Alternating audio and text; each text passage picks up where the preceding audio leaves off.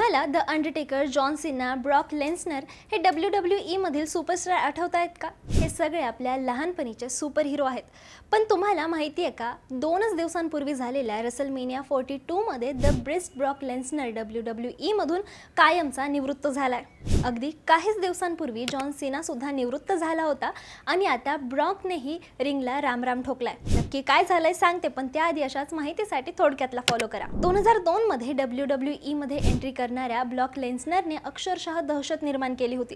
त्याने आपल्या ताकदीच्या जोरावर जॉन सीना, ऑर्टन आणि रोमन रिंग्स सारख्या दिग्गजांना अनेकदा धूळ चारली.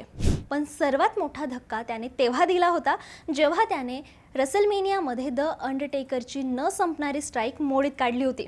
यावेळच्या रेसलमेनिया 42 मध्ये मात्र ब्रॉकचा शेवटचा सामना झाला आणि पराभवासोबतच त्याने आपली ग्लव्ज रिंगमध्ये ठेवून निवृत्ती जाहीर केली. याच रेसलमेनियामध्ये दुसरीकडे एक हाय व्होल्टेज सामन्यात रोमन रिंग्सने सीए पंकला हरवून पुन्हा एकदा चॅम्पियनशिपवर आपलं नाव कोरलं आहे. अंडरटेकर आणि जॉन सीना आधीच निवृत्त झाले होते, आता ब्रॉक लेन्सनरही गेलाय. आता फक्त ऑर्टन आणि रोमन रिंग्स हेच आपल्या लहानपणीचे हिरो रिंगमध्ये शिल्लक आहे.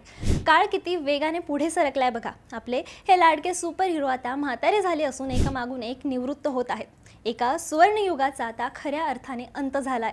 याबद्दल तुम्हाला काय वाटतं? आपले लहानपणीचे हिरो आता पुन्हा कधी आपल्याला पाहायला मिळतील की नाही, कमेंटमध्ये नक्की सांगा आणि अशाच अपडेटसाठी थोडक्यातला फॉलो करा. बातमी म्हणजे थोडक्यात.